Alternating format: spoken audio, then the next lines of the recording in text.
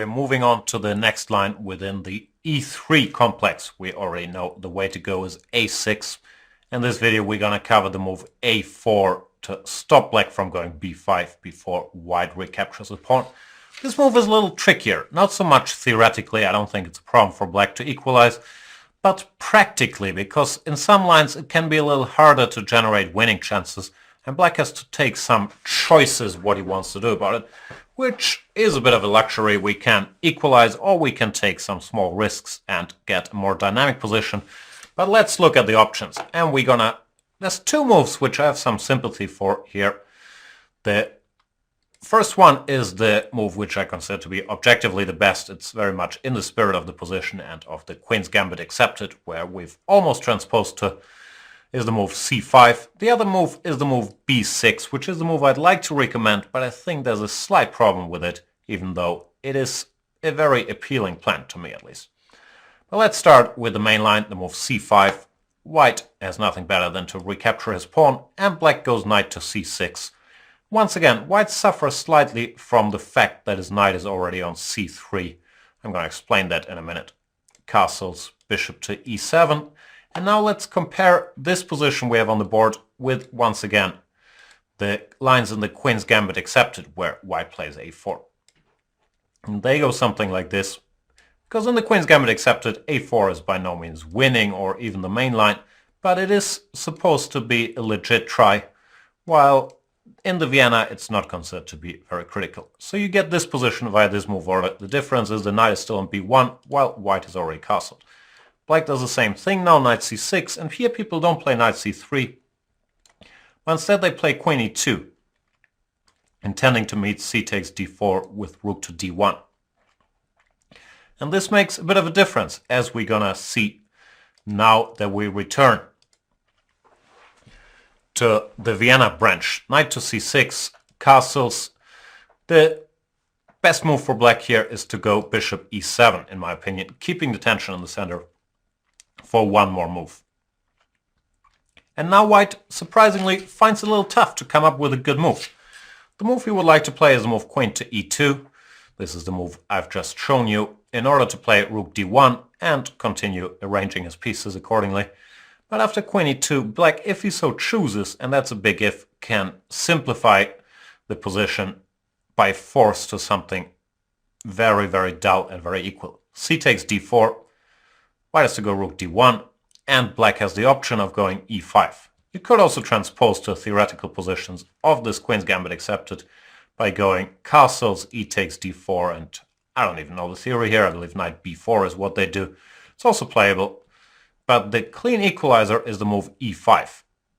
Pretending to defend this pawn, you can't hang on to it very long, but the thing is, in order to win it back, white has to go for a little combination that gets rid of a lot of pieces. White has to go knight takes D4, and queen to E5. This is a line that can be seen in a lot of games, normally ending peacefully. Queen E5, now this knight is doomed, but black can seize the opportunity to exchange queens, go queen to D6, and after queen takes D6, queen takes D4 transposes, queen D6, bishop D6, rook D4, bishop to C5. We did reach a fairly equal endgame pretty much by force. There's some theory here, I'm not sure if you need to know it, but I can show you some more moves. Rook D1, short castles, bishop G5 is the main move. When black has a choice, bishop E6 equalizes, but bishop G4 is a little more active, and to my mind even better. And yeah, the position is equal. I think we can quit here. No, I'm going to show you some more. Rook D3, here bishop E7 is equal. Bishop F5 is a little more ambitious, but also equal. Rook F3, bishop G6. Offering to sacrifice a pawn here, but if white were to take that, then after, I don't know which rook, let's say rook A8, black activates very quickly, and with the two bishops and the active pieces, he's more than fine. So this is an option that black has, and that's the reason why theoretically there's really not much here for white. Knight takes D4, there's also queen E3, but that's considered to be even worse. Black just castles, and after queen takes D4 we could transpose, or we could keep queens on the board. Well, after rook takes D4, queen C7, black is absolutely fine. Bishop c5 in the air, knight g4 in the air, no problems. So that's sort of at the core why this line is not considered to be all that great for white. However, if with black you want to generate winning chances, it's a slightly different story because it's hard to find those in the lines I was just showing you. One option to do so, to keep some more piece on the board, is to castle here without c takes d4, and after rook d1 to play queen c7, which at least leads to a middle game full of pieces. I believe this position is roughly equal as well. Black typically wants to follow up with rook d8 to keep an eye on d5, and then go b6, bishop b7. Not giving up the tension so early. After we've put our queen on c7, we normally don't want to go cd4 anymore, because this queen could be slightly embarrassed after bishop g5, a rook coming to c1. So this is a way to continue the game, which is often seen in games by stronger players against slightly weaker players. So against queen e2 in this move order, cd4, equalizer, castles, rook, queen c7, attempt to complicate the position a bit more. Attempt on white's side to make the position even duller is the move d takes c5, when black faces a choice between moves that once again equalize, but aren't that exciting somehow. The main line is queen takes d1, rook takes d1, and bishop takes c5. And there's not all that much that I have to say about this position. I believe it is equal. Black wants to follow up with normally castles, b6 and bishop to b7. There's some theory attached to this, and since white has won half a tempo, or a tempo because black had to go bishop e7, and then bishop takes c5, black has to be a little careful here. However, white also weakened himself with a4. So it's a fully playable position for black, but not something that gets me overly excited. I believe there's better alternatives. Bishop takes c5 immediately is very possible in order to go queen d8, king d8, put the king on e7. There's no real issues here either. And one move that I have some sympathy for is the move queen to c7. Very rarely played, just in order to keep the queens on the board and then recapture on c5 later. Supposed to be a little risky because of b3, bishop takes c5, and bishop b2, and once again this queen on c7 is not ideal, admittedly, but I still believe that this position is quite playable for black after something like b6, followed by bishop b7. At the very least, there is always this long-term prospect that white has weakened his queen side a bit. Similar story to this is the move castles, which allows white to exchange queens, but now black will go rook takes d8 and then later take on c5 whenever he pleases, while if white tries to be clever and start with b3, then black could go queen a5 followed by queen takes c5, which is fine. So there's a bunch of ways to equalize here, but I'll admit that d takes c5 is a bit of a problem when you're playing for a win. You just need a lot of patience in the ensuing positions. Some more moves here that sometimes occur. I once had a game against Wolfgang Ullmann with d5 takes and knight takes, where black can equalize in a couple of ways. He can take and go knight b4. I castled immediately, which I also think is totally fine. And yeah, there's not that much I have to say. I believe black is just fine here. Best try for white is to go e4. Well, this pawn can't be taken, but knight takes d5. And if e takes d5, knight b4, black is alright. While if bishop takes d5, once again knight to b4. There's no problems. This square on b4 comes back to haunt white, so d5 is not a critical try. Some people play b3 in this position, like castles and bishop b2, but that's not ideal. Now my phone is ringing, but I'm not going to restart the video because we're already so far in, and I can always call back. The problem is, this bishop on b2 is not really ideally placed for isolated pawns position, so now that it has committed to going to b2, black can go c takes d4, e takes d4 with a clear conscience, because his bishop is very passive, staring at this pawn. Now knight b4 is a typical move.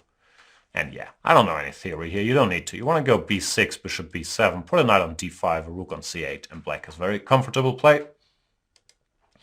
So that's pretty much all you need to know about a4 if you want to meet it with c5. However, there are some lines with drawish tendencies, as mentioned, and therefore the alternative I'd like to offer, which I can't really endorse because I don't think it's as sound, but it's certainly an interesting move, is the move b6.